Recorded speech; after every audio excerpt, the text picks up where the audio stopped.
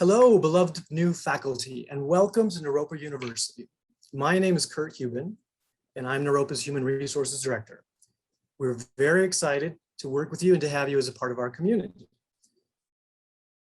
For nearly 50 years, Naropa has been a pioneer in contemplative education, looking deeply at issues that threaten the health, well-being, and even survival of living beings on this planet, including our own. At Naropa, we're making the world a better place, and we're very glad you've joined us in this vital project. Your human resources team is here to support you as you do this indispensable work by providing pay, benefits, and consultative services in areas like employment law, recruiting and hiring, onboarding, policy design and interpretation, employee relations, and more. Our goal is to provide the highest level of service, guidance, and clarity in employment and business processes at the university. My role on the team is to provide HR leadership and guidance for the university. I also assist in policy design and interpretation, employee relations, performance management, new people initiatives, compensation administration, and other areas. In a moment, you'll meet the rest of our team and learn a bit about what each of them do. For detailed information about our team and the services we offer, please visit the Human Resources page of Naropa. There, you'll also find many other resources for administrative tasks and processes, employee learning and development, forms, and other tools for your use. You may also visit the university's job board on the Naropa website, which is naropa.edu, or on Naropa. You can access the job board from both places. Main request that my team and I have for you is to please read your Naropa employee and faculty handbooks carefully. And don't hesitate to contact our office or the Office of Academic Affairs with questions or service requests.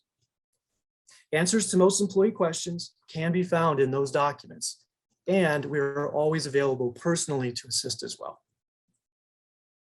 At Naropa, we pay special attention to culture, to physical, psychological, and social safety in the workplace, and we are continuously developing a university community that is just, equitable, diverse, welcoming, inclusive, and mutually supportive.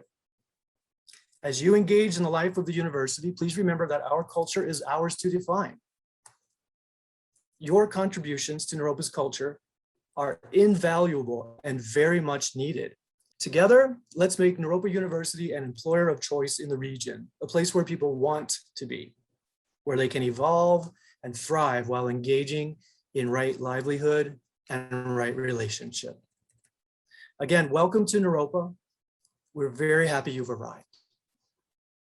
This is Bob Brown, and I'm the HR Coordinator 2 in the Human Resources Department here at Naropa.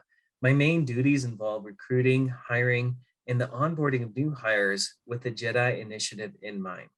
I work closely with managers and employees with most HR-related questions ranging from performance to HR compliance. HR compliance can be tricky, and I really enjoy sitting down, finding out what the situation is, and problem solving. I also make sure to keep the Naropa HR section up to date, as well as trainings on Canvas along with my HR team. Prior to Naropa, I worked at ADP as an HR business advisor, as well as a recruiting relationship manager. There, I handled lots of questions about recruitment, performance, compensation, and HR compliance. And I've heard pretty much any HR situation. In total, I have over 14 years of HR experience, a bachelor's degree in management and human resources from Utah State University. And I've been at Naropa since September of 2020 and really enjoy everyone I've worked with so far and look forward to working with anyone joining the Naropa family. My name is Tiffany McLean, and I am the Employee Success and Benefits Manager within the Human Resources Department here at Naropa. Prior to Naropa, I worked as an HR manager at a renewable energy company in Louisville, Colorado, and I handled all aspects of HR for our employees. I began working with Naropa in November of 2020 and have already found it to be a unique and rewarding workplace with a ton of potential. My main duties as Employee Success and Benefits Manager include overseeing benefit enrollment for all eligible employees, along with a successful onboarding and orientation for new hires to Naropa. I've worked on employee benefits for many years and understand how complicated and confusing it can get. Feels like something is always changing. Our HR team works hard to ensure all employees have a positive experience as they navigate their jobs with Naropa. You can feel free to reach out to me anytime for questions about health insurance, retirement contributions, tuition benefits, or anything involving workers' compensation or ADA accommodations.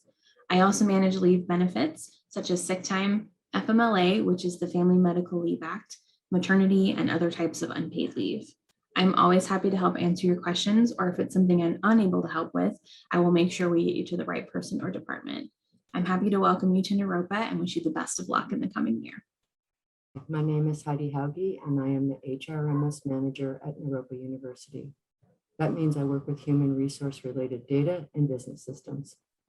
My contributions include robust resource documents and detailed decoder rings that help our HR team ensure integrity and maximize efficiencies across the university.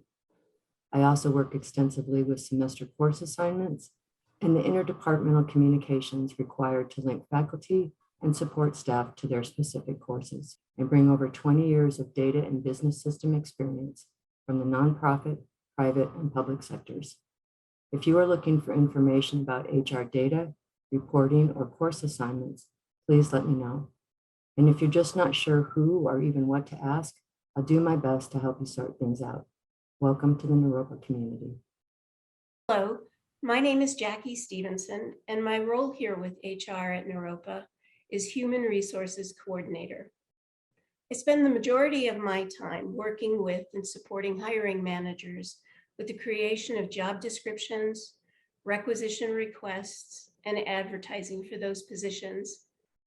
I initiate the onboarding of new hires, complete data entry of new hires, and I complete data entry for existing employees who may experience various employment changes. The roles that I am almost exclusively involved with are staff positions, non-teaching roles, and work-study opportunities. Before starting with the HR team at Naropa University in November of 2018, I worked as a senior human resources generalist and business partner for a large nonprofit Colorado healthcare organization for about 20 years.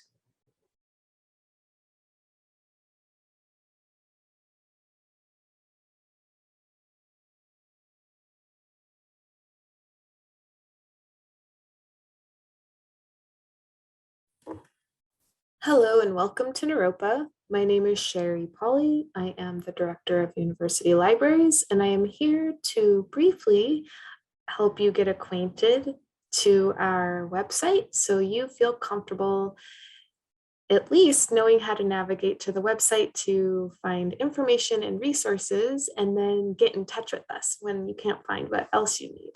So let me share my screen. All right. I'm going to share. It's already open, but I did want to show you how to get there. So I'm going to go. Okay, so on any naropa.edu page up here in the upper right-hand corner, you can just click on the menu, scroll down, and look for the word library. The text might change. We may change this to say university libraries. Just know that if you see the word library, that's where you want to click.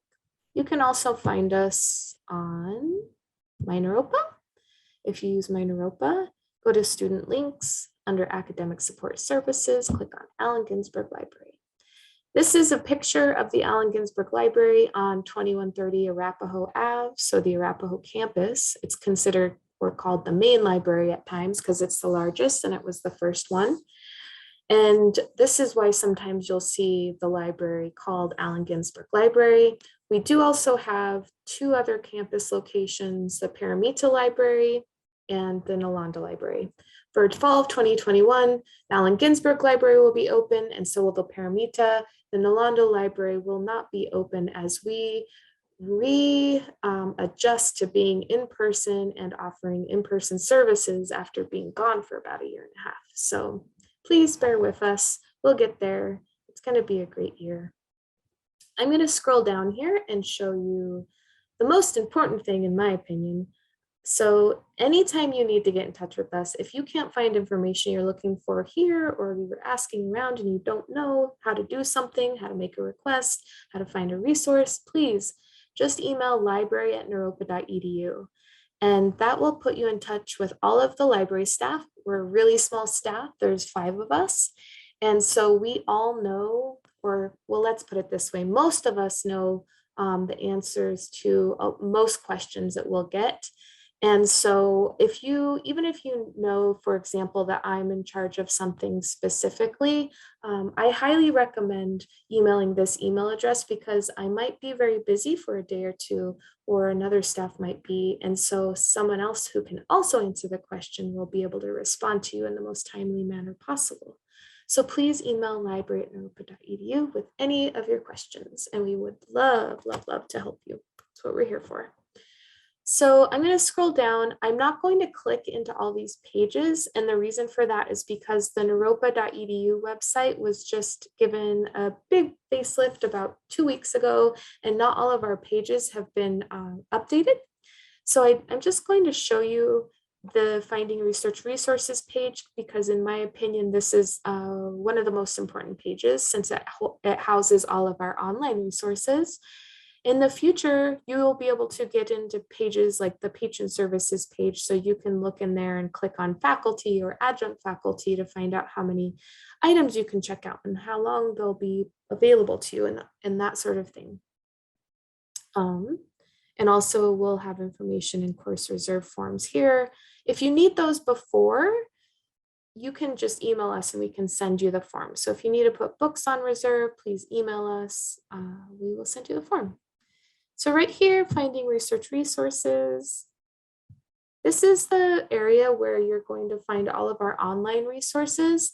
And this is where you'll want your MyNaropa username and password to get into any database or an online journal, or to make an interlibrary loan request, to log into the catalog, to get an ebook. You'll need your Naropa username and password.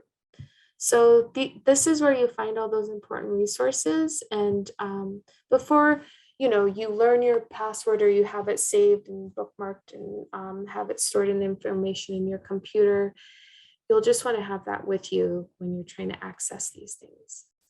And then if you scroll down, there's also this area where you won't need your password. And this is a really fun and cool area to know about. And it's specifically unique to Naropa. It's where we house our digital online recordings. So you can just put search terms in, or an author's name. And they're from the beginning of Naropa, we have tons and tons of classes recorded and things like that that are really wonderful to explore. So just remember, in the future, you will be able to access these other pages. The Contact Us page will have information.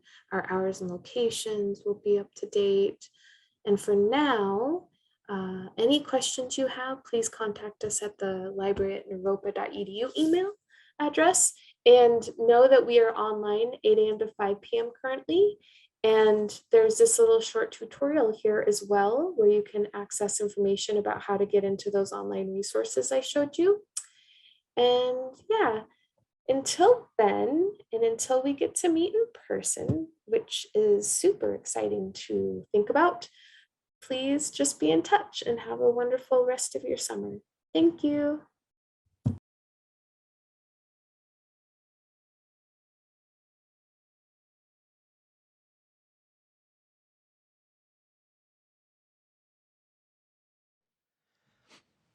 Hello, everyone. My name is Jeremy Moore, and I am the new Associate Dean of Students here at Naropa University. I'm very excited to join you, and I want to spend a little bit of time today talking about some of the services that we offer within student success for our students.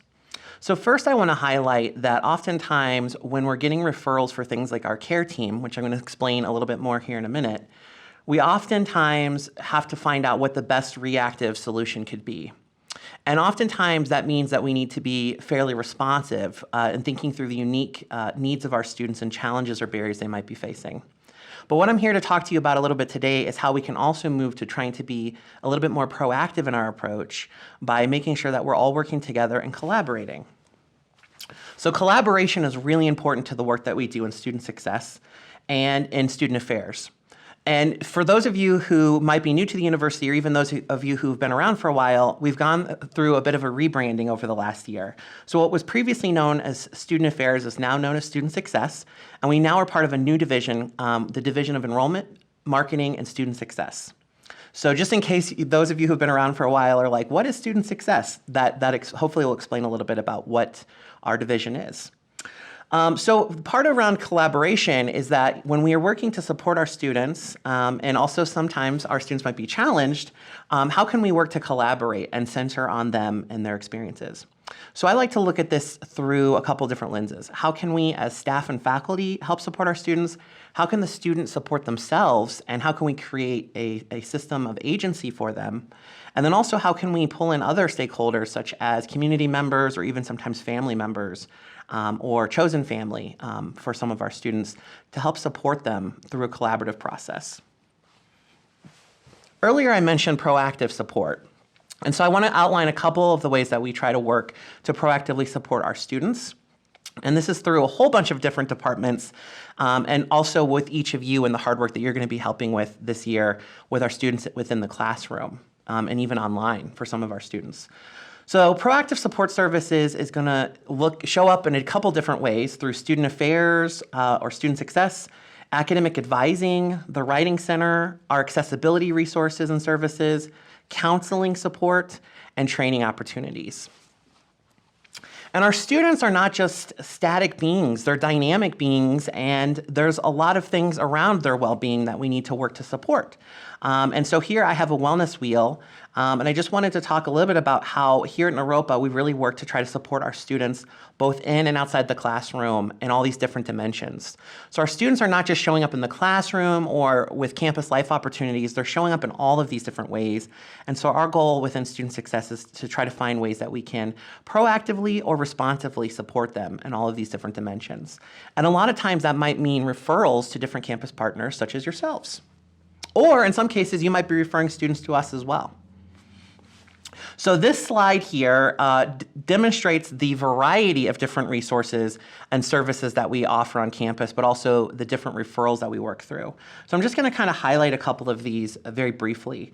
Academic advising, obviously our advisors play a really large role in the retention and support of our students through helping them get scheduled for classes, connecting with them regularly.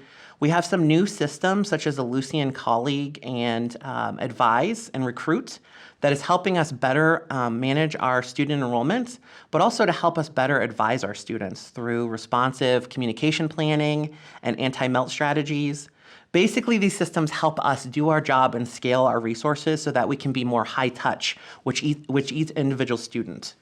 Our academic coaching program is a really great program for students who might need a little bit more assistance or love in certain areas, whether it's through writing or whether it's through time management and procrastination resources. So the academic coaching program is always a great referral. And then we have our writing center, our student campus life. These are the opportunities for our students to really show up and contribute to our campus in dynamic ways outside of the classroom. For those of you who might not know, we do have a food pantry available physically on campus, and we are working this year to figure out how we can scale those resources for students who might not physically be on our campus. So stay tuned for that.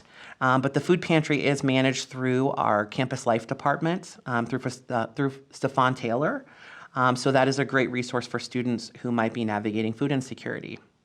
Speaking of student groups, there's a lot of different ways for students to get involved, whether it's through SUN, which is our version of student government and student governance here at Naropa, or other groups such as Queer Naropa. We have a very robust accessibility resources area through our Office of Disability Services. And so that is a great office to connect with if you have students who might need additional accommodations. Our Student Counseling Center provides referrals and resources for students who might be navigating difficulties and challenges around their mental or emotional wellness, or just need a little bit of extra guidance on particular topics. Diversity and inclusion trainings and support are our wonderful colleagues and friends in our Mission, Culture, and Inclusive Community Division, really shepherding the important JEDI work that we have here on campus and beyond. They offer a robust set of different trainings and community gatherings throughout the year. These are just additional ways for our students to get connected. Our international student coordinator, Tashi, who can help work and support students who might have questions or concerns around visas or different concerns that they might have with their international status here on campus. Our Office of Career and Life Development, which can really be helpful as students look at practicums and internships and look at life post-Naropa and beyond. Obviously, spirituality is a big part for a lot of our students here and their spiritual development and wellness. So there's different offices and resources for students there, along with contemplative practices and traditions that help anchor the work that we do, both in and outside the classroom. Some of our students might be living on campus. We've got about 100 or so that do live in 2 residential facilities, both in Snowline and 2333. And so if you ever have any concerns or questions around students living on campus or looking for housing, Stefan Taylor, who is the Director of Campus and Residential Life, is a great connection. Our university libraries offer a tremendous accessibility to services, both here physically on campus, but also for other databases and connections beyond Naropa for our students who might be studying remotely or in hybrid or online capacity. Our financial aid office really plays a large role in helping our students understand loans and debt, but also things like their scholarship opportunities or eligibility. And so they can be a great resource as well. Our Veteran Support Office and services, our Title IX Coordinator, Campus Safety and Facilities, and obviously things like student conduct processes that my area helps administer. All of our different school deans and program chairs are really important advocates and champions for our student success. This year we're launching a BA online mentorship program for our online students partaking in our very first online BA online program. Connection circles through our Division of Mission, Culture, and Inclusive Community, conflict resolution resources, and restorative practices. These all help anchor and guide us in the work that we do. And it's all very important as we look to support our students holistically. So how are we responsive in our support services? There's a couple different ways. We have what is known as the CARE team, which I'm going to explain a little bit more in some subsequent slides here. Also conduct, student conduct, Title IX, and conflict resolution. So you might hear of the CARE team quite a bit. I've mentioned it already a few times myself. What is the CARE team? Essentially, the CARE team is a group of folks, and on the next slide, I'll share with you who is actually on this group. But this is a group that helps support our students to provide a safe and thriving community, and we provide outreach and response to students of concern situations. So oftentimes, we're going to be getting referrals from faculty like yourselves, fellow classmates, or sometimes even community members or parents or family members. And when we get these referrals, we really work to try to provide one-on-one personalized attention and care. And so the CARE team is represented by myself, my co-chair, Jessica Del Castillo, who's our Senior Director of Academic Advising and also oversees our academic coaching program, Jolynn Park, who's our Senior Director for our Counseling Center and our Internship Training Program, Aaron Cook, who is our Director of Operations, Stefan, who is our Director of Campus and Residential Life, and Anne Marie, who works in our Office of Career and Life Development. So we're a small team, but a mighty team, and we work really hard to be intentional and thoughtful in case managing different referrals that we might get from folks within the Naropa community. So how can you do a referral? Well, we have a brand new process I'm really excited to share with you. And many of you who might be just starting out at Naropa or returning to campus after the summer break, you'll see that our SharePoint, also known as My Naropa, has been updated. It's vibrant, it's exciting, and it's beautiful. We also have a brand new Naropa website. Within the Naropa, My Naropa SharePoint portal, you'll see a top square on the the left-hand top corner, and it says Report a Student Concern. I've highlighted that here on the screen. But basically, when you click on this, you'll be able to submit a referral through our new Maxient reporting system. This is a database that Naropa has contracted with. About 400 institutions around the world use the Maxient software. And it's going to help us really case manage our cases as well as be dynamic and responsive to our student needs. So when you click on this link, it's going to open an external portal page. It looks like the page here that I'm demonstrating on our slide deck here. But basically in this incident reporting form, this is going to help you give a full narrative of what you're trying to report. You can put in information such as your name and title, contact information if you'd like. You don't have to put in all this information. The fields that are required we'll mention next to the fields that are required that they are required. There's also some drop downs, but essentially we're using this to aggregate all of our different reports for Title IX, for our care team and student conduct and restorative community so that it can be centrally deposited into a system where we can help distribute that to the appropriate staff members. So in the case of a care referral, you would put that into this reporting form, and that's going to go to myself or one of my delegates on the care team, and we're going to help work to case manage that particular situation and provide resources as necessary. So let me just give you a quick play-by-play on what would happen for, say, a student who might be looking to take a leave of absence. Essentially, if a faculty member was notified of that, or even an academic advisor, they would go onto this incident reporting form through the Maxient system, and they would input all of the data related to that student.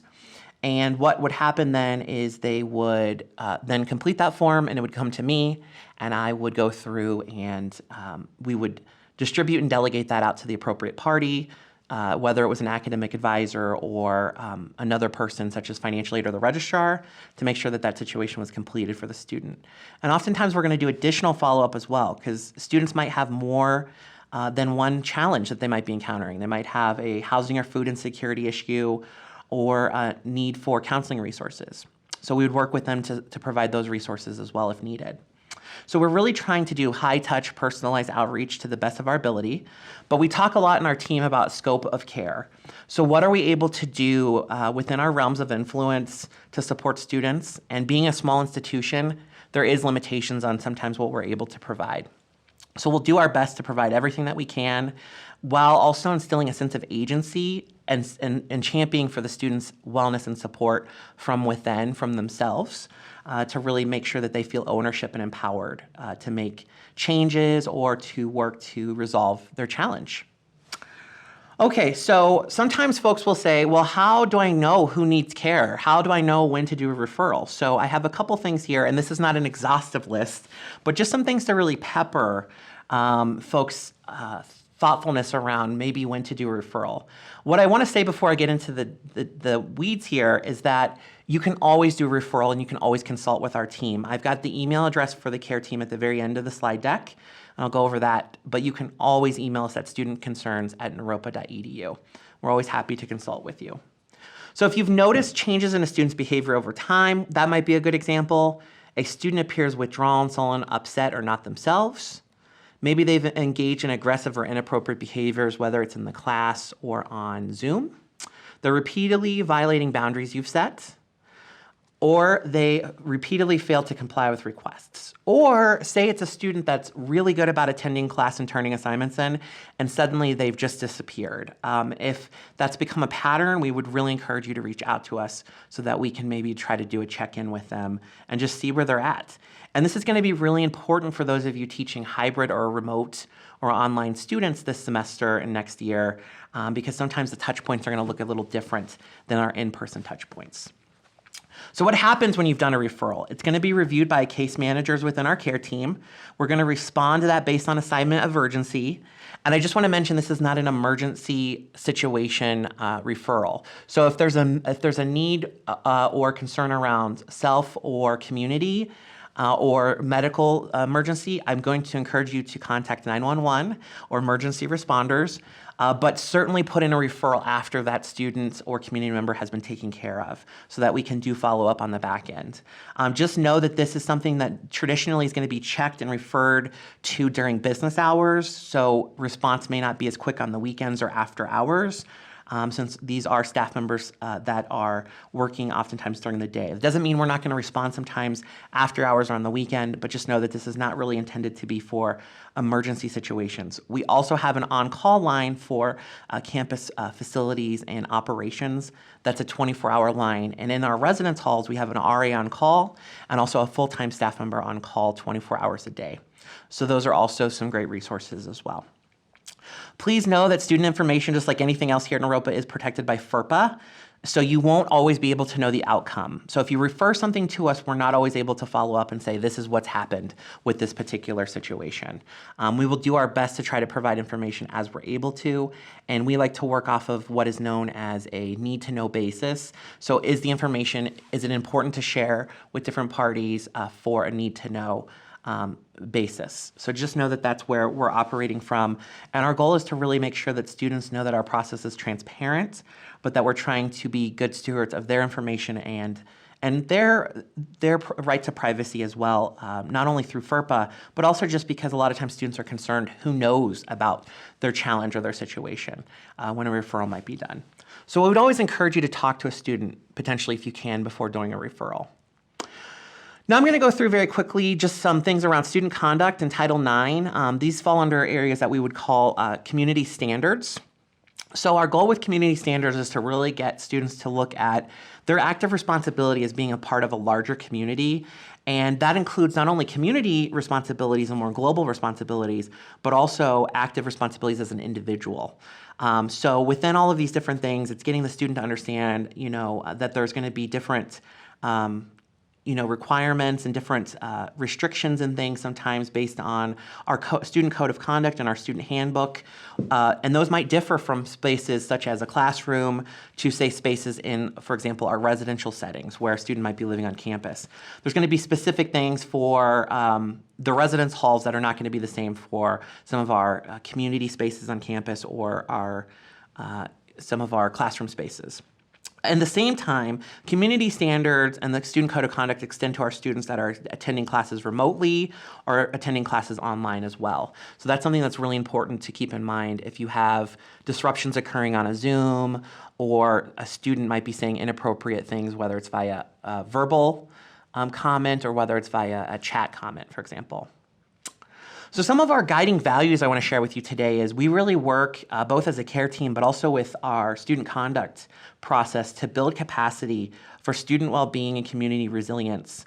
And we try to build this through different values of responsibility, awareness, relationship building, respect, and really helping our students lean into curiosity when there might be interpersonal conflict or dialogue. And so that's something that's really important with leaning into that curiosity. We work to build a trusting and informed community through a foundation of integrity, trying to set clear policies, transparent procedures, and a continuous reinforced learning approach. We courageously design a co-curricular journey, so both in and outside the classroom, where students can have an opportunity to learn through the valuable experiences of failure, conflict, and self-responsibility. And we try to use a restorative approach whenever and however possible as a restorative first campus to create and maintain a balance between support and accountability. I want to go back real quick to restorative approach because I haven't talked about that so much. Basically, what we're working to do is to help folks when harm has been done to the community to understand what that harm is and to help try to repair that harm whenever it's possible and it's not going to cause more harm. On the next slide, I'll talk a little bit more about this. Our last value is we continuously awaken and work to dismantle the ideologies, patterns, and systems and practices that perpetuate oppression within our policies and procedures. And we really work to challenge ourselves to make equity and procedural fairness a living part of the implementation of our work. And these are processes that we're always growing and learning in, along with everyone else here on campus. And this is really, we work to align this with our JEDI values as well. So through the conduct process, we have what I just mentioned a minute ago, a restorative first approach. What this means is that unlike some schools, we really work to try to restore things as much as possible. A lot of institutions have restorative justice, but a lot of times that's only for certain types of conduct situations. Here at Naropa, we attempt to take a restorative approach with everything as much as we can. There's some exceptions to this, such as Title IX, where things are governed a little differently due to federal law. But with things like student conduct, we're going to try to take this approach when it might be appropriate and safe to do so. So we're working again to help our students take active responsibility with their individual and community responsibilities, to really empower them to take agency and to feel ownership around creating their own learning outcomes for what they would like to see happen, both those that have potentially done harm and those who have experienced harm. We try to right the relationship with the community and really gain, repair, and interpersonal skills for our students. These are skills that are lifelong. We really want to help our students develop those independent life skills for post-Naropa when they go out to help transform the world. And part of that's transforming themselves here during their time, just as our motto says. I'm going to talk very briefly about Title IX. A great person to connect with on Title IX is our new Title IX coordinator, Christine. And she's just joined us within this last year, and she manages all of our Title IX processes and is up to date and knowledgeable about all of the changes that have occurred to Title IX over the last 1 to 2 years. There's been quite a few changes. Christine's email is listed here on the slide, just cgaldston@naropa.edu. And it's also important to know that in many cases, you or others on campus may actually be a designated mandatory reporter. What this means is that if something happens or is disclosed to you related to any Title IX processes, you may be required and obligated to report that. Generally, a mandatory reporter is going to be someone who has supervisory authority over over a full-time staff member or over a student staff member. And so if you're ever unclear about if you're a mandatory reporter, you can certainly connect with Christine and she can share that with you, or also your supervisor or your department should be able to share more about if you have mandatory reporting obligations. But our Title IX process is really to work to help investigate concerns related to sexual harassment, gender discrimination, and/or violence. And this is one of the secondary layers that we also oftentimes will work with for things related to the care team and any care referrals we might get. So Christine, again, is a great resource if you have further questions or concerns around any Title IX issues. And Christine, just like our care team, is always happy to consult with folks and provide thought leadership or individualized trainings for specific departments or faculty. I know this was a quick presentation, but also I went through a lot. So if you have any further questions, I certainly and always would encourage you to reach out and to feel comfortable to reach out to us at either studentconcerns@naropa.edu. And I'll just mention, if you email that, it's going to actually distribute through an email distribution list to every member of our care team, which was listed earlier when I went through that, our 6 members of our care team. So each of us will get that in case someone's out of the office or whatever. And then the Dean of Students office at naropa.edu is a new email address that we've recently set up to help facilitate communication transparently with folks across campus. So if you ever have any questions, you can always email me there. That also will go to our Vice President, Anne-Marie Klotz, for the Division of Enrollment Management and Student Success. So either myself or Anne-Marie will be happy to respond to you and answer any questions that you might have. So again, this was a quick presentation, but I encourage you all to reach out to us if you have any questions, concerns, or if there's something I didn't cover that you'd like to know more about. For those of you who are just joining the campus this year, I want to welcome you. I myself, like I said, I'm a new staff member, so we're all going to be learning together this year, and it's also a different type of year as we navigate everything together. And I just want to share on behalf of the Division of Enrollment Marketing and Student Success that we really appreciate everything that you do to support our students both in and outside the classroom and to help center on their experiences and their lived experiences and diverse experiences as well. So thank you so much. Wishing you the best this year.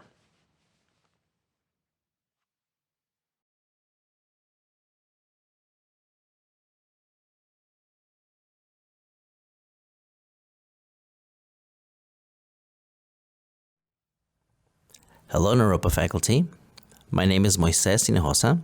I'm the Accessibility Resource Coordinator here at Naropa. I made this video to give you a brief introduction on myself and what I do here at the university. I've been in education in some form or another since 1992. Even though I have a master's in IT, my first love and my first calling is to be a teacher.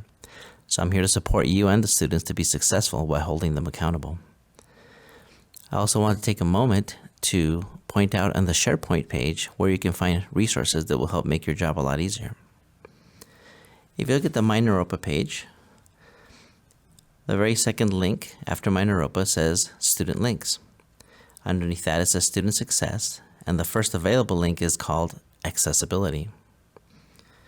When you click on Accessibility, it takes you to my portion of SharePoint, and the very first thing you see is resources for faculty.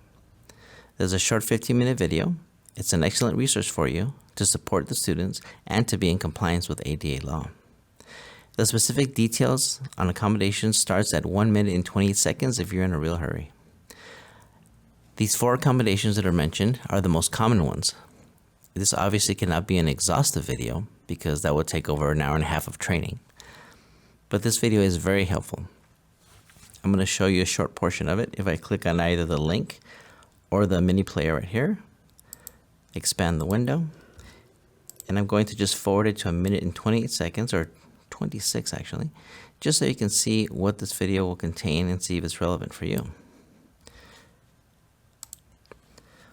The most common accommodations that are described in this video are e-text, which stands for electronic text, flexibility in attendance, flexibility in assignment deadlines or in exams, and extra time.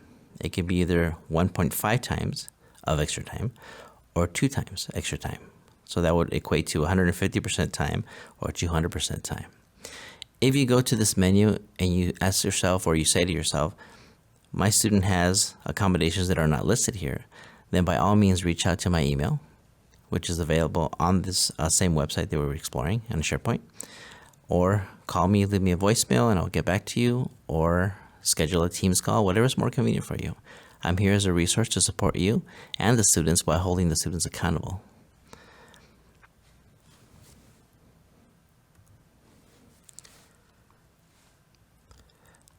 After the video, there's more general information as to what my office does, what laws govern what I do, and how I have to process documentation.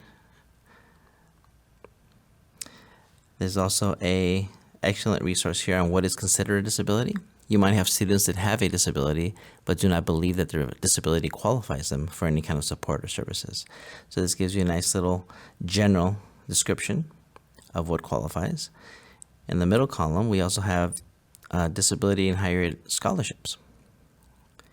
That's something new that we added this year because there have been more and more scholarships available for all kinds of reasons. And the third column on the right is helpful videos to enable text-to-speech on various devices and software.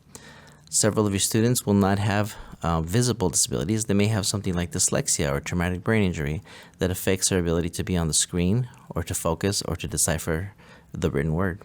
So these videos show you how to enable text-to-speech software on either Androids, iPhones, iPads, or on laptops. Very helpful, useful link. And even for faculty, it's going to be very useful. If you have a lot of reading to do and you would like to have a screen reader do it for you so you don't have to be staring at the screen as long, it's also helpful for you as well. And again, if you have any questions, even if the accommodations that I mentioned on the video aren't covered in your situation and your student needs help with those 4 accommodations, but you still need extra support and help, please feel free to reach out to me. My email is on this website, but I'll give it to you again here in this short video. mhinojosa@naropa.edu. I look forward to working with you.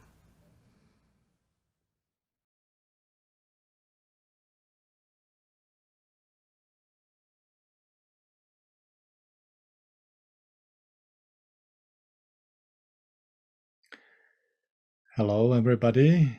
This is instruction from Distance Learning Office. I'm Jirka Hladiš, Director of Online Curriculum Development. And we will be primarily talking about Canvas, the learning management system you will use for teaching your courses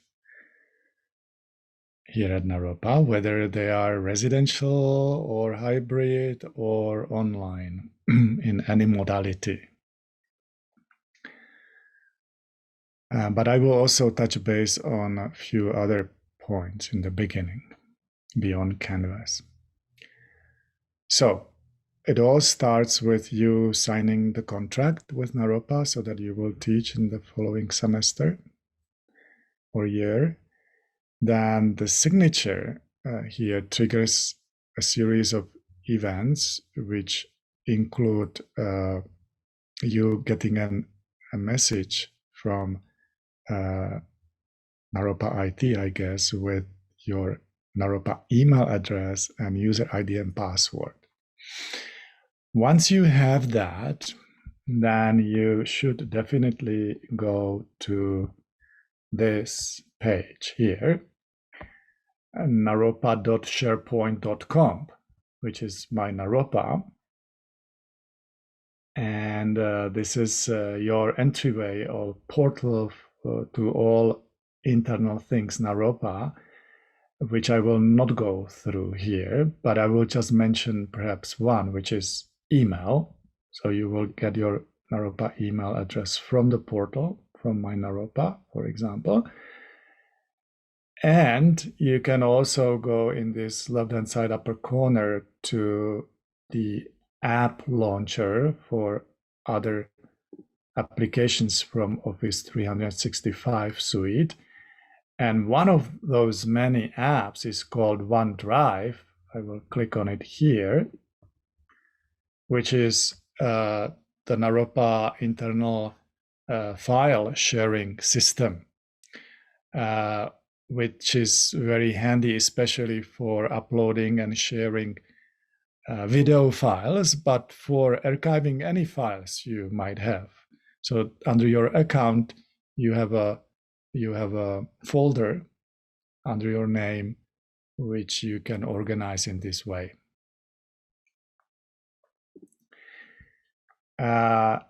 Then secondly, before we go to Canvas instruction, you should be receiving a separate email from Naropa IT. The Naropa IT email is helpdesk, one word, @naropa.edu.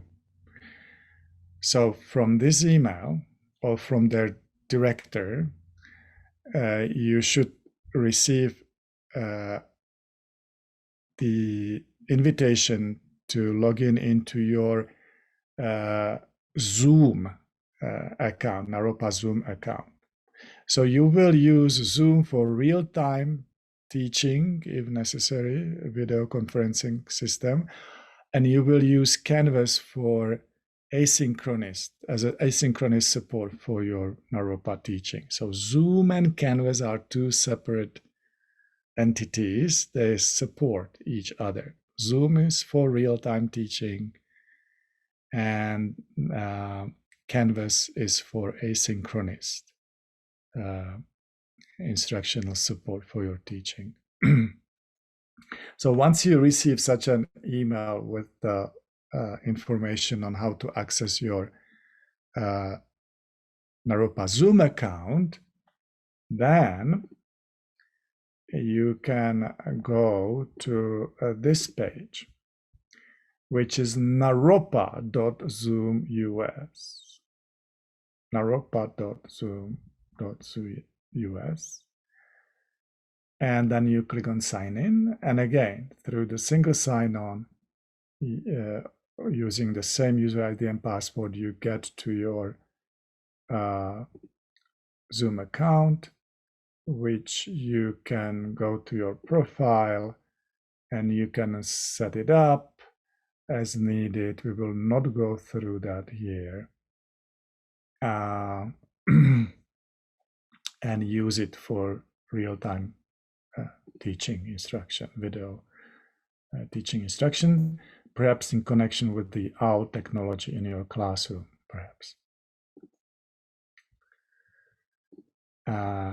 And then lastly, and most importantly for us today here, from my Naropa, once again, naropa.sharepoint.com, you can also access your Canvas class system. So if you click on Canvas, you come to your dashboard in Canvas. You can also alternatively note down the unique URL for Canvas, which is naropainstructure.com. Instructure.com. So that's another way to access your account in Canvas. And here you will have a listing of the courses you are to teach. Now, before you start teaching in Canvas, you at Naropa, you need to get trained on how to develop and teach a class in Canvas for Naropa, regardless whether you have some experience with Canvas LMS or not. In order to do that, you need to get enrolled in the faculty ELEX Canvas training course. This is the self-paced course which you will use to get trained. Now, your faculty contract should have a URL on how to self-enroll yourself in the faculty ELEX Canvas training course. If you miss this link and you don't know how to access faculty ELEX Canvas training course, then you should email to me.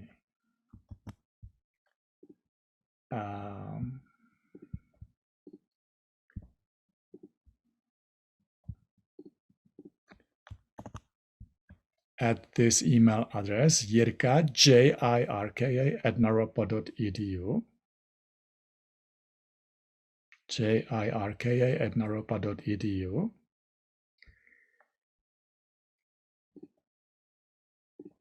And I will enroll you in this faculty ELEX Canvas training course.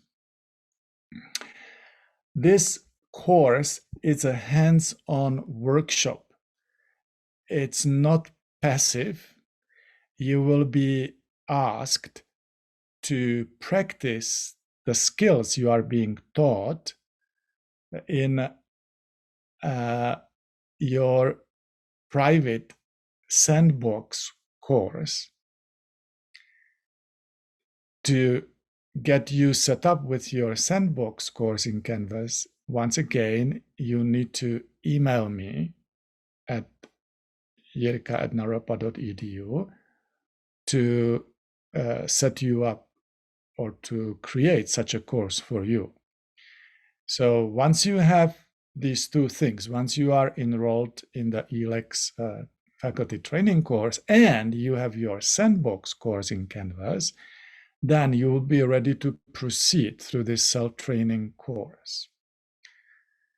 The course has 4 or 5 modules which you need to complete and go through a simple quiz before you are allowed to go to the next module. And I'm there to monitor your progress and also help if needed. There is also a discussion forum if needed. It should take you about 15 to 20 hours if you are new to Canvas to complete. So it's a little bit of work. You should find or decide or allocate some time to complete this before you start developing your course. Alternatively, you can always email me at jirka@naropa.edu and we can do some one-to-one training and course development support. And finally, we also have 24/7 Canvas hotline from the company Instructure, which is available here. When you log into Canvas, in the left-hand side lower corner in the global navigation menu is a help button. And there are multiple avenues of how to access the help desk. So you can call them on this phone number, or you can email them through this interface, which is usually what I do, or you can chat with Canvas support.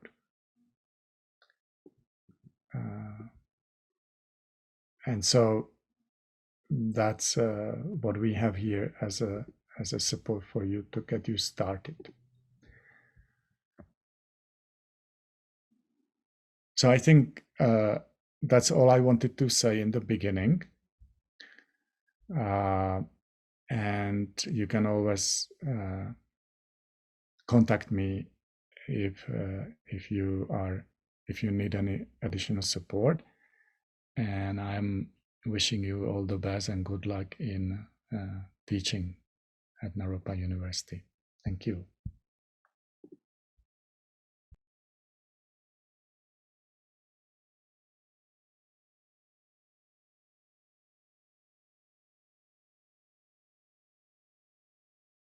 Hi, I'm Jane Bunin. I'm going to talk to you about the Adjunct Faculty Partners at Naropa University. The partners are here for all adjunct faculty whenever you need help. We're a formal part of faculty governance structures. And in addition to helping adjuncts negotiate the maze of Naropa, we're here to represent your concerns and interest formally to Caldron, the Senate, and to academic affairs. This is substantive. Naropa could treat us just like contract hires, the way adjuncts at most universities are treated, but we are brought into the actual governance structure. There is a partner for most programs in schools. We want to make sure you know who the partner who represents you is. And even if you're not assigned a specific partner, there will be a partner to represent you that is not a partner in your program. So expect to hear from your partner early in the semester. Here's a list of partners for the coming academic year. I am the coordinator, Jane Bunin. I teach in environmental studies. Brigitte Mars teaches in BA psychology. Jackie Ashley and Patty Chinas teach in the Graduate School of Counseling Psychology. Doug Dupler teaches in core and environmental. Jordan Hill has taught in peace studies and core and transpersonal counseling psychology. And Kabu Young teaches in School of the Arts. So the partners fulfill a central role. We create bridges between adjunct faculty and other constituents of the university. We provide adjunct faculty a governance voice at Naropa, as I mentioned, and we make us visible. We build adjunct faculty community. We foster communications across different programs and with core faculty and with the administration. We problem solve, and we support adjunct faculty in realms of contracts, salary, and benefits. We are in the situation of feeling the pulse across much of academic affairs, and at the same time, we don't exactly have department territory since we are adjuncts. We teach over 40% of student contact hours, so we're essential to the richness of teaching at Naropa University and for student retention, which is critical. We're essential for robust departmental contributions to overhead, and in many departments, pivotal for diversity. And many adjunct faculty have worked pro bono for Naropa in various capacities, such as on search teams. And many adjunct faculty have broad and deep knowledge of Naropa and the effective marriage of academics and contemplative practice through their long-standing positions at Naropa. So I'll mention a few accomplishments of the past for the adjunct faculty partners. So we used to work with the provost, now we work with the chief academic officer. We have worked toward improvements in salary and a future schedule. We have arranged in the past concomitant increases in pay as you go up in the ranks. We've been able to have development opportunities and funding in some years. We've carried out surveys of adjunct faculty concerning their teaching, Naropa's infrastructure, the support that they receive, and other topics. We build community where possible. That's going to be hard this semester to meet in person, but we have had some great gatherings in the past. We troubleshoot. Whenever adjunct concerns come up, we try to assist and provide information and facilitate communication. We've done practical, helpful things such as arranging for parking permits at Arapahoe campus. Now you can get your syllabus printed at the copy center without paying for it yourself, and a variety of such things. There's now in our contracts cancellation provisions in case a course is canceled, that given a certain time frame before the course starts, that there would be a partial payment. We have worked on benefits and credit toward classes for longer times and for families. We have been able to attend a number of faculty retreats and contribute and learn at those. In the past, we've presented at the Board of Trustees meetings to inform trustees of adjunct situations and reasons for making changes. And to our best, we maintain ongoing communication about adjunct concerns between adjunct faculty, programs, and the chief academic officer. So I hope that covers it for you. There's also an e-file, which I have sent to Academic Affairs that covers email addresses for the partners. Thank you. Bye.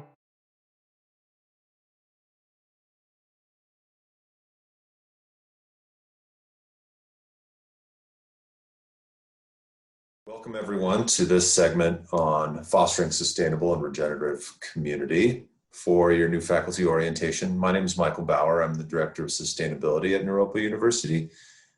And I'm here with Stephen Polk, who's the Faculty Senate Chair and core faculty in Environmental Studies. Thanks for joining us for this asynchronous presentation. We'll just jump right into it.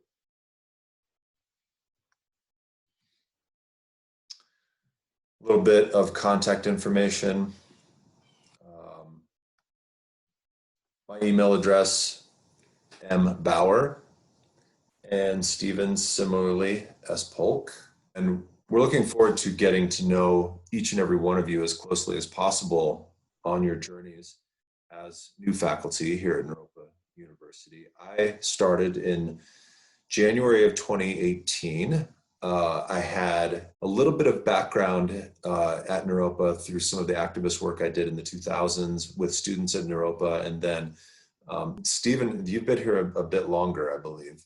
Yeah, I started in the fall of 2016. I actually was born and raised in the Denver metro area. I currently live in Denver. And in the Environmental Studies department, I primarily teach permaculture, which is a approach to not only landscape design, but human settlements generally that increases human health and also health for the planet. We'll be walking you through some of the living laboratories that we have at Naropa and how we might integrate curriculum across different programs, different departments, fields, and areas of expertise.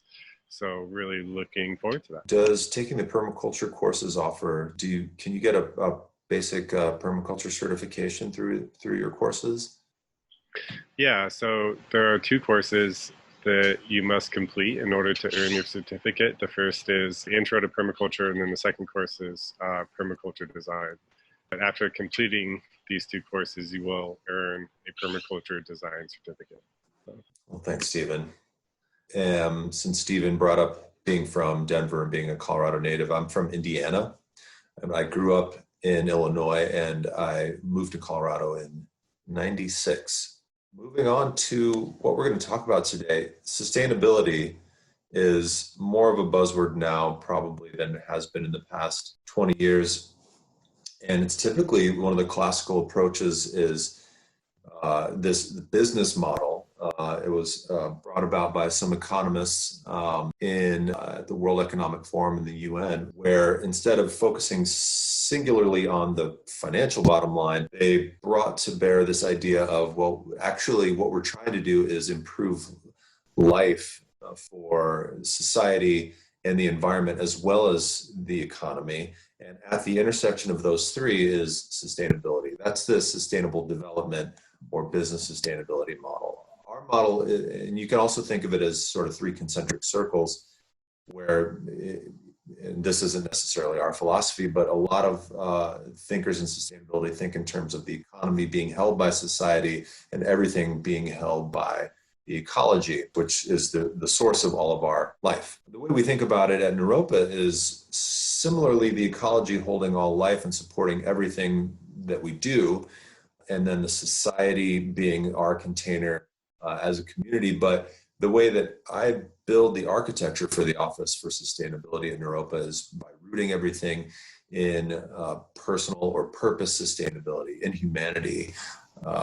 Without my bias is that we could have a perfect zero-sum system of waste and energy and emissions, and if without addressing the essential confusion of being a human or pain of being a human born in this time, we're going to be back here with these same problems in 100 years or 500 years or whatever it is, because we haven't addressed that particular challenge of humanity, whatever those challenges might be, whether it's depression, anxiety, rage, aggression, political strife. It starts with cultivating at Naropa, particularly our capacity is cultivating awareness and compassion for the self, and then expanding that circle of awareness and compassion and love to others in our immediate surroundings, and maybe even to folks we've never even met before. So we're going to talk a little bit about that over the next 25 minutes as we explore moving beyond sustainable to regenerative, some resources for developing more climate neutral lifestyles, and then moving into this thrivable futures model. So our efforts so far, as we've moved through this journey together, we've made progress over the years and will continue to work on those. The idea for this, the triple bottom line, they call it, of economy, ecology, and society, is integrating these necessarily overlapping domains that more and more we're finding more and more evidence that the reality of it is that they're actually not very distinct at all. And recognizing that reality, we are trying to create a new model of social justice, sustainability, and contemplative practice in the Office for Inclusive Community at Naropa, and whose mission is related here. So with social justice, it begins with justice, equity, diversity, and inclusivity, focusing on dismantling systems of oppression and co-creating this idea of a beloved community, which is a concept from a bell hooks, I think, novel. And the director of the Office for Inclusive Community is also the executive director for Student Affairs, Regina Smith, who I believe you've met earlier today. One of the ways that we introduce this concept to students is different experiential practices. One of them is this identity wheel, where you locate your social identity along this continuum of different areas and identify your social location using this tool, which is extremely helpful in locating where we are similar as humans, but also different in our country and in our culture. Sustainability it used to be called a pillar of Naropa, now we call them curricular commitments. The students in this office actually came about from student agitation. In 2014 and 15, students were camped out on the green in protest of demonstrating the systemic racism and oppression that they had identified at Naropa. And some very radical and necessary changes came about because of that, including the Office for Inclusive Community. From that, students identified the success of that movement and agitated for a similar commitment to sustainability. So they asked for a full-time director, which I was fortunate enough to be awarded in 2017 and started in 2018. And then a core sustainability course, along with the core diversity and equity courses and contemplative practice or contemplative education courses. So we view it as a laboratory for radical innovation and practical action based on actuating the goals of the Climate Action Plan that was completed in 2013 to get us to carbon neutral as an enterprise by 2040. And this commitment then includes 100% renewable energy. We don't generate 100% renewable energy, but we commit to that by purchasing renewable energy certificates and offsets to support our renewable energy goals. We divested completely from fossil fuels in 2013 in our investment portfolio. We've been a zero waste campus since 2000, and we've got solar panels installed on the print shop and on the student pavilion, and soon to be on the Nalanda campus. As mentioned, this office was created in 2018, and we've integrated sustainability into the core learning curriculum for the undergraduates core experience in the fall of 2019. And we're committed to creating 100% carbon neutral buildings and activities by 2040, as I mentioned, measuring and inventorying our greenhouse gas emissions from all of our activities each year, which is one of my responsibilities, and then addressing and creating an action plan or a path towards climate neutrality based on those trends every year. So the Office for Sustainability exists to provide an inspired, purpose-driven community co-designing a regenerative future. That's the Office for Sustainability. Moving to contemplative practice, which is the third piece of the Office for Inclusive Community, based on mindfulness meditation, the Four Noble Truths of Tibetan Buddhism, and this concept of basic goodness in humanity. The contemplative practices that we offer at Naropa are varied. It's an ecumenical university, not necessarily Buddhist, although it is Buddhist inspired and founded by a Buddhist practitioner from Tibet, Chogyam Trungpa Rinpoche. So this model of the contemplative tree of contemplative practices sort of gives a visual of what might be offered from yoga and dance to Tai Chi, and of course, sitting and walking meditation. There's meditation halls throughout the campuses. So the overarching model for the sustainability practices are integrating this unified model of healing society, healing oneself, and then healing the life-giving systems that support all life on Earth.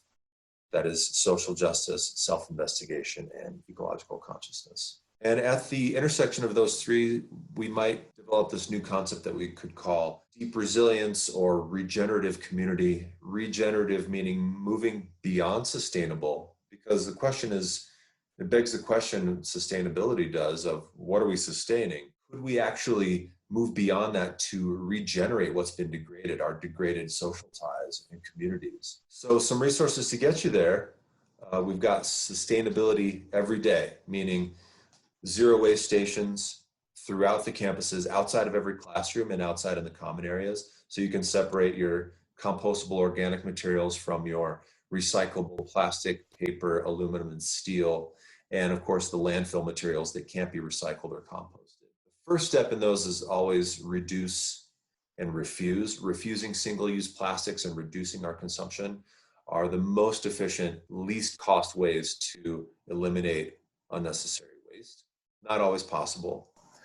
We provide mindful transportation alternatives. Right now, the Naropa Bike Shack, which is our community student-led and student-run alternative transportation resource, where you can come to build a bike and keep it for yourself. Right now, that's on pause because of the pandemic. We can't have any in-person interactions at close range, but we can still work with you to provide repairs, light repairs for your bike so you can get around town in a city that's one of the most bike-friendly cities in the country.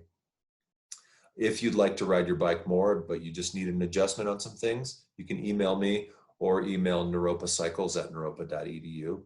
But that resource is available, and there's also work study positions available for students who want to work. If you don't have a bike and don't want to own a bike, but you still want to get from A to B mindfully, low carbon, we have a student and faculty and staff B-Cycle membership, meaning it's a bike sharing program where you can check bikes out of a dock and get unlimited 60-minute rides throughout Boulder. So you can download the app or look on your computer or look on a paper map of where the docks are located. And they're numerous and they're all over the place. There's one at Paramita, there's one at the Arapahoe campus. There's not one at Nalanda currently, but in the sort of more dense downtown area, you can get around by B-Cycle. Of course, your bus pass that's provided through your RTD, you can take those anywhere around Boulder, Broomfield, Denver, and out to the airport. And it also includes light rail and the train to the airport as well. We also actually have a car share, if you do need to drive, a car share program where we get a discounted car share membership, and there's cars parked at the Arapahoe and Paramita campuses. Working with the City of Boulder on their community engagement initiative to create a new climate action plan called Climate Mobilization Action Plan. That's pivoted since towards racial justice, diversity, and equity, and of course, COVID-19. There's opportunities there to engage with the city, to land some of these activities in your curricula, like we're doing with the core sustainability class and in other classes. We try to look at this or view this as not as an add-on, but as an augmentation to the work that you're already doing to engage at the community level in developing more resilient and sustainable practices for the community to build us towards that better future that we believe is possible. So the way we land this here at Naropa is start out with student orientation, talking about this unified model of sustainability, social justice, contemplative practice. We provide community gatherings. Every spring we do this Earth Justice Day on campus. This year it was all online. Hopefully next year we can get back together, but we'll see what happens with the development of the coronavirus pandemic. In 2018, we brought Denver native and increasingly national and international vegan permaculture activist, DJ Kavam. Iatef Vida is his name. He came and played music for us. And we last year had this Earth Justice series rooted in indigenous cultures and traditions, and moving towards more ecologically conscious community, how indigenous cultures have been doing that for thousands of years. And then last year for Community Week, the theme for Community Week was just joy. Multiple meanings there. We brought artist Greg Deal from Naropa, who's an artist down at the artist in residence at the Denver Art Museum. And he performed throughout the week, including painting this mural on the Arapahoe campus that he calls Rise. And we provided this community gathering called Gratitude as an Act of Resistance. So there's these activities and gatherings, will be limited, of course, but that we provide to continue to explore how do we unify these? How do we bring together and actualize in community this concept, which is still sort of at the conceptual level, bringing this to the reality.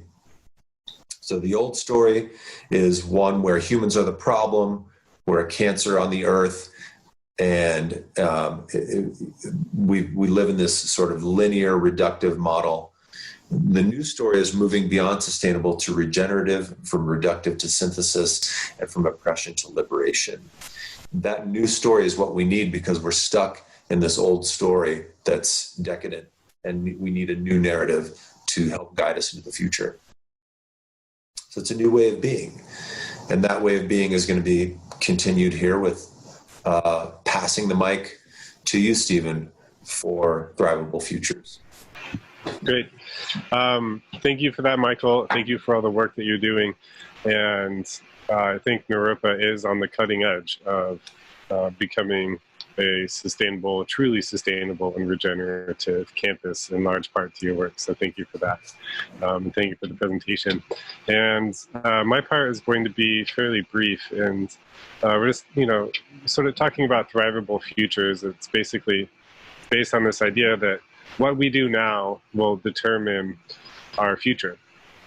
What we do now politically, what we do now socially, what we do now in terms of moving the needle in the opposite direction of ecological destruction will determine whether or not we have a thrivable future. So actually right now is incredibly important that we are engaged in environmental activism, we are engaged in community activism, we're engaged in healing modalities, and we are engaged in, so on and so forth. Like everything that Naropa is doing right now is absolutely critical to our future, and we truly believe that, and we think that that's our approach to education is on the cutting edge of an education for the 21st century and the multiple problems that we face. And so I'm going to quickly go over the IPCC report of 2018. I'm going to talk about integrative and relevant curriculum for eco-social justice. And then I'm going to end with a brief discussion of the food forest on campus and the greenhouse, which are two living laboratories that we use for curriculum. And so this was a summary for policymakers of the IPCC, which is the Intergovernmental Panel on Climate Change. It is one of the most authoritative bodies in the world. It's a subgroup of the United Nations. They came out with a special report on global warming of 1.5 degrees Celsius in 2018. And basically where we're at right now as far as warming goes is we're about 1 degree Celsius of warming. It has taken us more or less since the beginning of the Industrial Revolution to reach 1 degree Celsius of warming. And we could reach 1.5 degrees actually in 10 years with business as usual. But this report was written by 91 scientists from 40 countries who analyzed more than 6,000 scientific studies.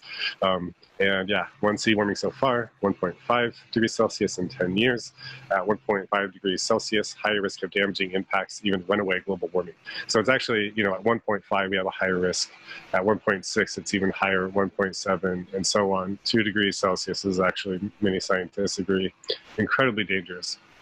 But crises will manifest in increased weather extremes, floods, droughts, natural disasters, hurricanes, tsunamis, etc., leading to decreased crop yields, loss of coastland, disrupted resource flows, increased conflict over resources, especially water, human rights abuses, environmental refugees, those who are going to suffer the most in the coming climate. So Michael did a really good job of this in his presentation, talking about the integrative aspects of curriculum here at Naropa. And coming from the sustainability department, we really do try to integrate the 4 pillars of the 4 curricular commitments. So, and we all bear a responsibility as faculty at Naropa to integrate these curricular commitments into our education. So sustainability and the contemplative. And we want to incorporate social justice and inclusion and diversity in our sustainability education and curriculum. We want to include the arts and healing modalities into sustainability. And this is what Naropa offers.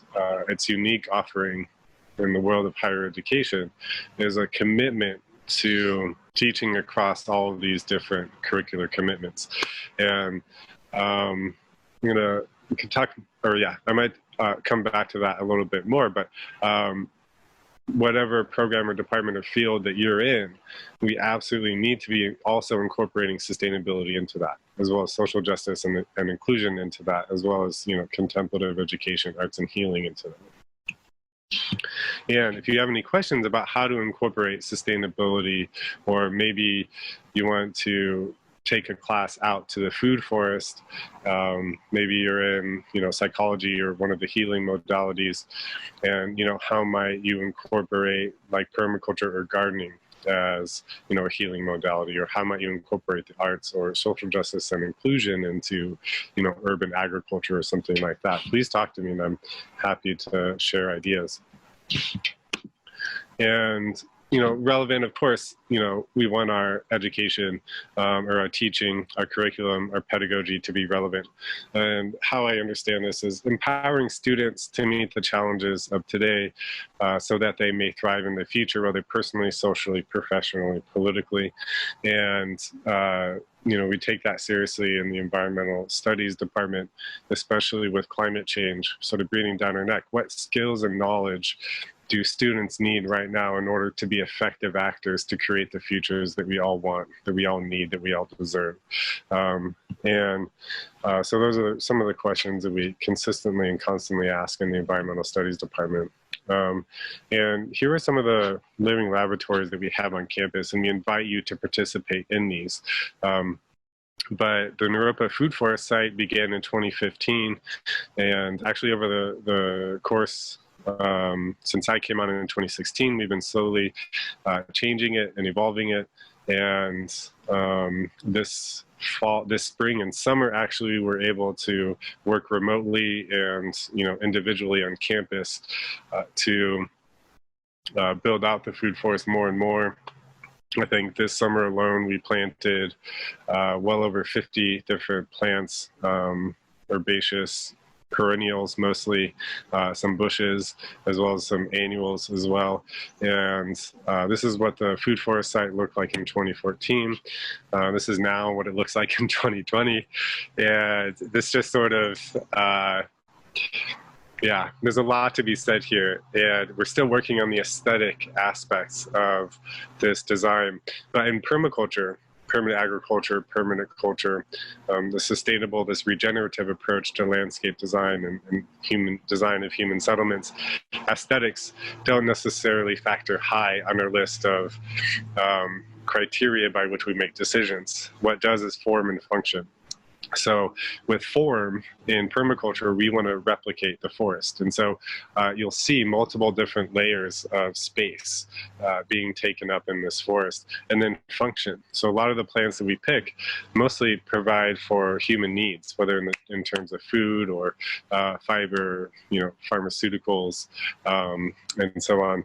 And so form and function are actually far more important in permaculture. At the same time, we are working to increase the aesthetic appeal of the food forest because it is a public-facing institution. But there are multiple ways to get involved. We hope to be coming out with a statement on how people can interact with these commons responsibly and in a way that everyone can still enjoy it. So it's basically like, you know, how do you interact with the commons, you know, in general in life? And so we're working on that policy, and we'll be sending that out. But again, if you want to bring your class to the food forest, if you want to bring your class to the greenhouse, this picture is actually from a few years ago. If you go into the greenhouse now, it is far more dense as far as biomass goes, but it is another living laboratory that you have access to as a faculty, as an instructor here at Naropa.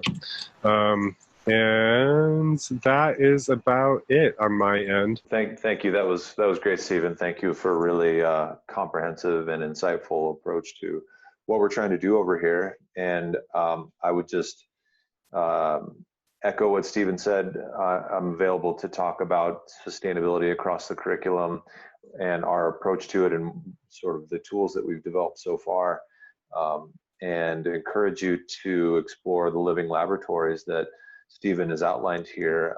We're in the process of planning the design for a memorial garden as part of a network of pocket gardens around the campuses that are coming, the memorial for a student who passed away in May.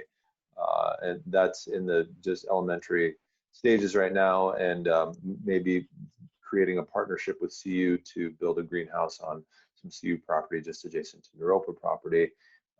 But really, we're both available and open to answer questions about what sustainability is and sort of how it's more than just maybe like renewable energy and compostable forks and things like that. It's a way of thinking about life and thinking about how we move through our relationships with one another and with ourselves and with the earth. So I look forward to meeting you, hopefully in person at some point soon, but maybe it'll have to be on the phone or on Zoom for now, unfortunately. I guess I would just welcome you to Naropa, and thanks for joining us today.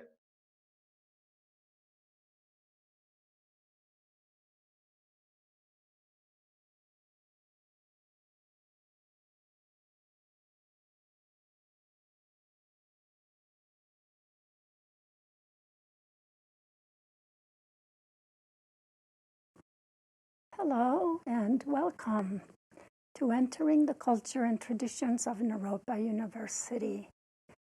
My name is Jovanina Jobson. I'm a faculty member at Naropa University. I've been here for about 20 years, and I am a senior student of the founder, Chogyam Trungpa Rinpoche, and I'm very delighted to go over some of this information with you. And this is a welcoming event for new members of the community, faculty, and staff. Today, we're talking about a little bit about our founder, our history, our mission, Naropa today, our culture, and some of our values. We'll start with the bow, which I'm sure by now you might have done it at least 2 or 3 times, but it's one of those things that never gets old. We do it at the beginning of programs, at the end. We do it at the beginning of class and to end classes. And we also do it in individual meetings. Of course, it's not mandatory, but it is a gesture unique to Naropa. And it is a way of respecting each other and of signaling the beginning and end of things. And it's a very immediate mindfulness practice. Our founder, Chogyam Trungpa Rinpoche, started Naropa in 1974. And you can see here, he was born in Tibet in 1939, escaped the invasion, and made his way to the West, first to India and then to Oxford University, and finally arriving at the US, where he initially taught at the University of Colorado and was very successful in his teachings, and that's where groups of people began requesting more teachings from him, and it was actually the beginning of the Sangha, the community of students that grew around him and requested him to teach further. Out of that was where the idea of starting Naropa University spawned.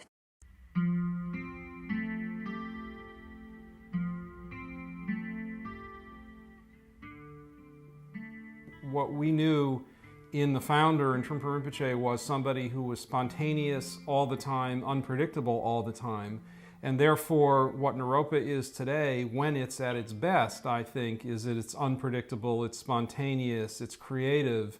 And that's very much tying the place to its roots. It's not some hidebound connection to sort of musty tradition in some way, which I think from time to time people have felt that really is more the way to stay connected, is to sort of keep pretty firmly looking to the way it was. And that's not something, and especially at a place like Naropa, where of all places the students are never going to let the place sort of be the way it was. And I think that really is as much a connection to our founding energy as anything else.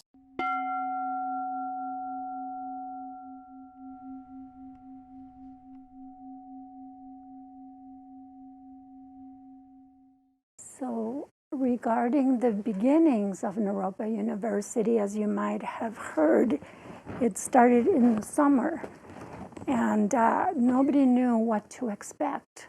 Almost like 2,000 people showed up here in Boulder, Colorado, and created Naropa. Like, this group was a very eclectic group of people composed of scholars, scientists, poets, dancers, musicians, people really interested in the evolution of consciousness in their own spiritual path and expressing their passion.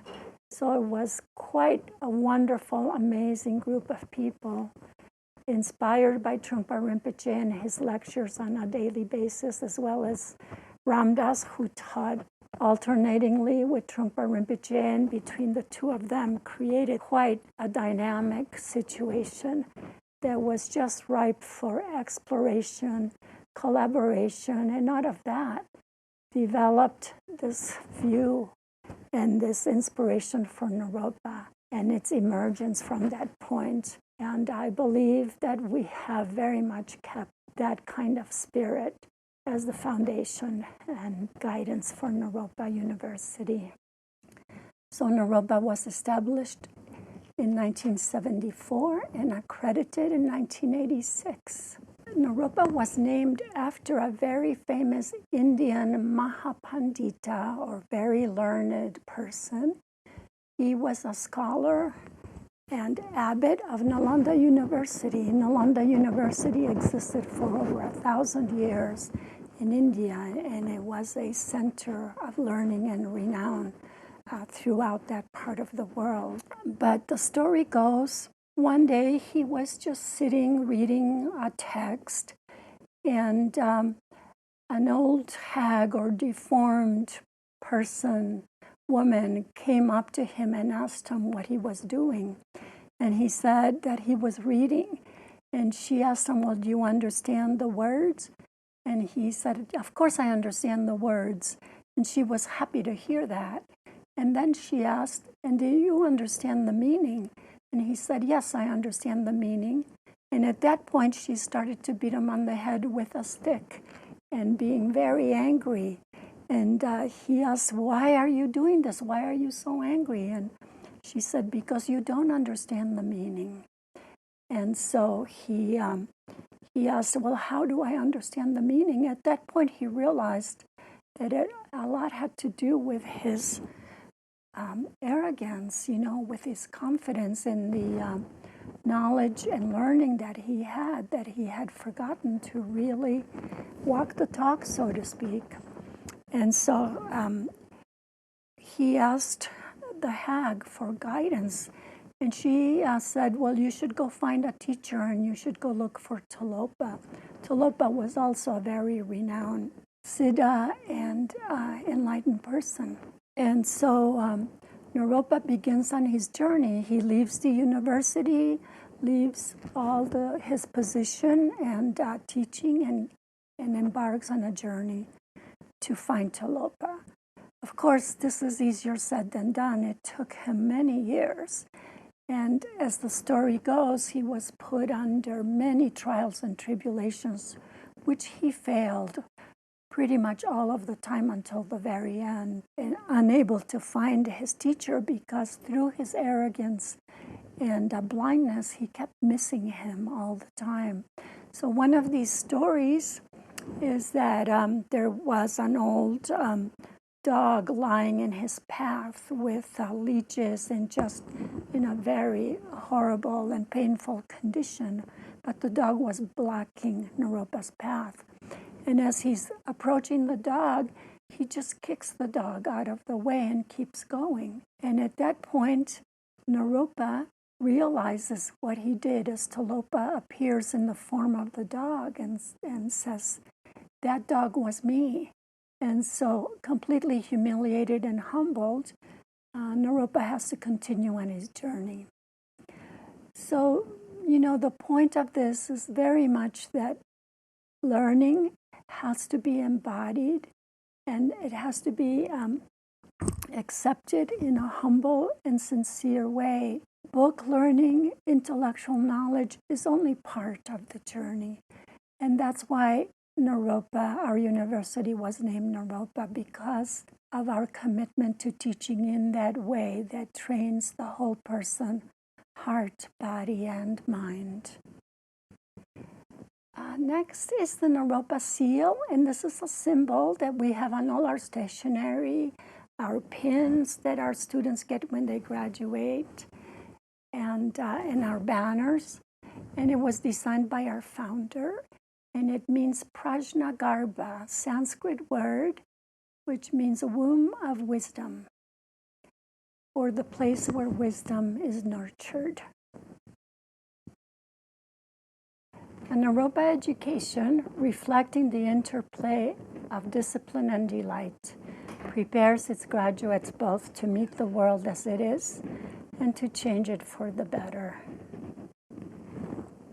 Naropa today is a private, nonprofit, non-sectarian liberal arts institution dedicated to advancing contemplative education. We have many undergrad and graduate programs, as you can see. We have a total of a little bit over 900 students at Naropa. Our culture comprises of the activities, the events, the celebrations that we hold as very special, and we put very special attention to how they are executed and to the message that they convey. We already talked about the bow, and that's one of the primary gestures that are part of our culture. Contemplative practice is very basic and foundational to Naropa, and the contemplative pedagogy is very much integrated in all of our classes and programs. Community Practice Day is a major celebration at Naropa. We also have the Lunar New Year, education itself, and administration. So our contemplative practice involves meditation and many other mindfulness types of practice. All of them promote self-reflection, explore personal challenges, and deepen trust in our own inherent wisdom. And we have such a variety of practices that students and faculty and staff can choose from. There's always innovation. Every semester there's something new and creative that is offered. Practice Day is a wonderful event, very unique to Naropa. It's one day each semester where we suspend classes and we close the daily business of the university for the entire community to engage in a contemplative practice. And that involves meditation practices, also other practices from all kinds of different traditions, such as Hinduism, Sufism, some also pagan practices, as well as martial arts and visual arts and so on. And movement and dance also are very important. Another unique celebration to Naropa is the Lunar New Year celebration. And this was instituted by our founder to begin celebrating the lunar calendar, which is acknowledged in many, many countries of the world. And because we're a unique blend and meeting of East and West, this celebration is a way of reconnecting with some of our roots and bringing in our own diversity, enthusiasm, and creativity to celebrate a day such as this. Contemplative education.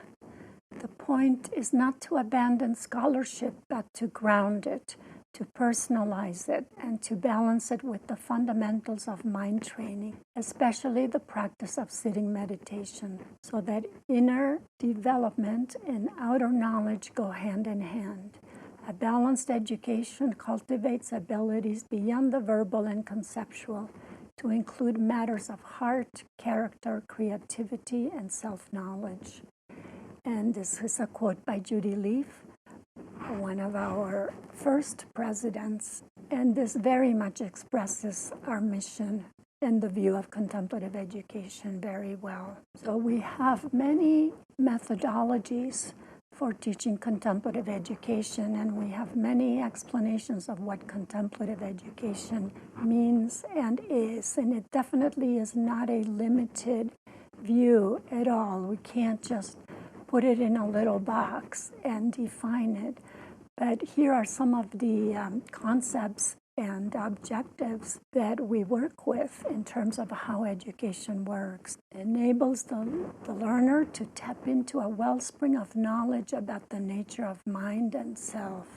That's a very important aspect that is often overlooked by traditional Western liberal universities. Contemplative administration. Naropa is a contemplative workplace. We are kind to each other. We take responsibility for our actions. We try to communicate skillfully.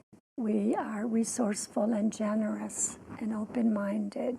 And this view is encouraged and respected by everyone here. As part of our contemplative administration, we have community meetings where staff and faculty, students bring their voice to express whatever their concerns are or to talk about themes of the day. It's a wonderful way of maintaining communication with the whole community. And also part of that are some of the events that we already mentioned, such as practice day, commencement, convocation, many meetings, and staff council. So Naropa has these basic values rooted in the contemplative practice, rooted in the view of justice, equity, diversity, and inclusivity, as well as sustainability and regeneration.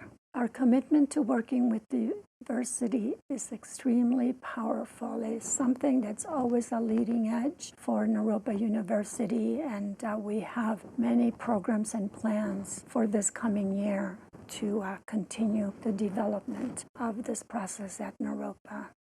Also, sustainability and the environment are extremely important to us, and there's a lot of information about this. And please check out the sustainability page on Naropa website. We are completely committed to the environment and to zero waste. Here are some suggested books if you'd like to learn more about the founder. Born in Tibet is a wonderful autobiography. Also, Shambhala, The Sacred Path of the Warrior, has many of the themes that our contemplative path is founded on. And the library has many, many resources, wonderful videos and lectures from many guests at Naropa University, including poetry readings from the Jack Kerouac School. We also have many books written by our faculty that are brilliant books about their subject matter and about contemplative pedagogy in general. So thank you very much, everyone. I hope that you enjoyed this and that you are a little bit more familiar with Naropa than you were before. Nonetheless, there are many resources here. I highly encourage attending events and participating in as much as you can. There are wonderful, learned people at Naropa that you can consult that are happy to mentor new faculty. Hello, everyone. I'm Jovanina Jobson, and I do many rituals at Naropa. Right now, we are in the transition shrine, which is this place right here that you see. There are many items here. And these were all placed here by students. And the shrine itself was created and donated by the Master of Divinity students several years ago. And it has become a wonderful place for people to come and offer something or dedicate their intention. It's a place where you can physically express whatever it is that you're feeling or that's going on with you. And as you can see, many people have left notes and have left pottery and different kinds of statues and things. So it is very much multi-traditional. So what I'd like to do today is a very short ritual, which is a welcome ritual to Naropa University, and to acknowledge the beginning of the semester. So what we're doing is a smoke offering, and I have charcoal burning in here, and we're putting juniper powder, and this juniper comes from our own area here, which is ground up juniper bush made into a powder. And we also have juniper itself to pass through. So juniper is native of our area. And our founder began teaching us to use it to make offerings like this with smoke, because it is said that smoke communicates. As you know, it rises up and it carries our wishes and intentions to the wider world and beyond. And not only that, but to beings that aren't necessarily sentient beings like us. So this is the offering. When the smoke is going, one pauses and you just try and maintain a focus and a sense of calm. And as we do that, I will ring the gong and then read this invocation. And you at home, you can certainly take an item that's meaningful to you. It could be an intention, it could be a book, or even a pen, or anything that's meaningful that you would want to purify. The smoke also has the property of purification and dedicating our intention.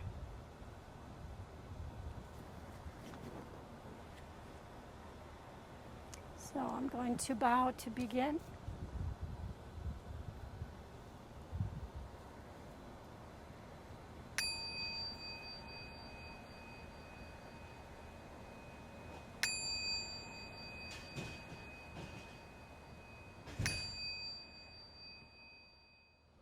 Invocation. From the space of auspicious coincidence, in the karmic forces which brought us all to this gathering, we invoke the elemental energies of the four directions, the ancestral powers of this very ground, along with the lineage of Naropa University, its founder Chogyam Trungpa Rinpoche, as well as the teachers, staff, students, past and present, and our personal ancestors, parents, teachers, friends, all those who have helped us come to this point. Please approach, come here, gather like clouds around us. Inspire our insight, gentleness, and confidence as we begin this academic year. We offer this juniper smoke, fragrant and pleasing. Please accept it.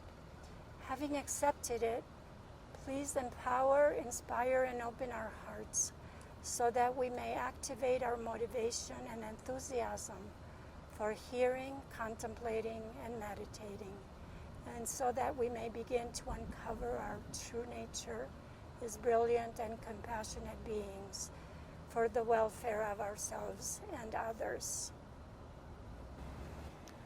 And I am going to pass my own item through here, which for me is meaningful. And what it is a walnut that just fell from a tree in my backyard. And to me, it reminds me of my childhood. The pungent smell has a lot to do with just courage, and also its ability to nurture the world, animal realm as well as human realm. And it's beautiful.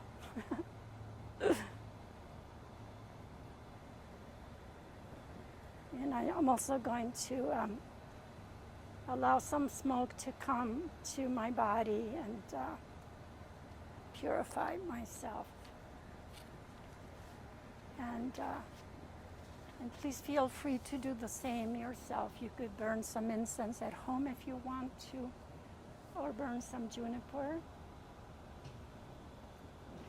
And then to conclude this, there's just a final recitation prayer that I will read. By the power of this offering, may all beings in all directions have food, shelter, and all the necessities of life.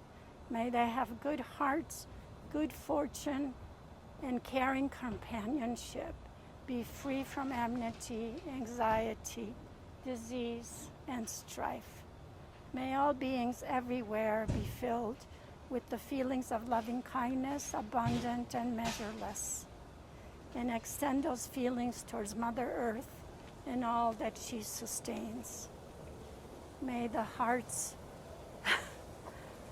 of all living beings be open and live in peace.